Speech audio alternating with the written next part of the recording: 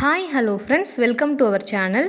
இன்றைக்கி வீடியோவில் இந்த ஒரு கிளாஸ் பீஸ் யூஸ் பண்ணி ஒரு சிம்பிளான ஆர்ட் தான் பார்க்க போகிறோம். வாங்க வீடியோக்குள்ளே போகலாம். இந்த கிளாஸ் பீஸ் மேலே பர்பிள் கலர் யூஸ் பண்ணி ஒரு பேஸ் கோட்டிங் கொடுத்துக்கோங்க. கொஞ்ச நேரம் ட்ரை பண்ண பிறகு செகண்ட் கோட்டிங் கொடுத்து அதையும் ட்ரை பண்ணி எடுத்துக்கோங்க.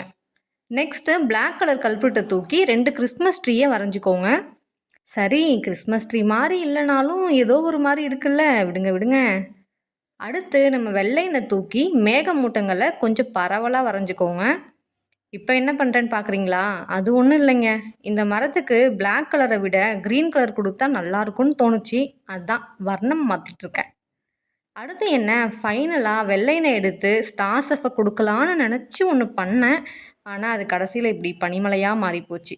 அவ்வளோதாங்க. இந்த ஃபைனல் அவுட்புட் எப்படி இருக்குன்னு கமெண்ட் பண்ணுங்கள். நெக்ஸ்ட் வீடியோவில் பார்ப்போம். பாய்.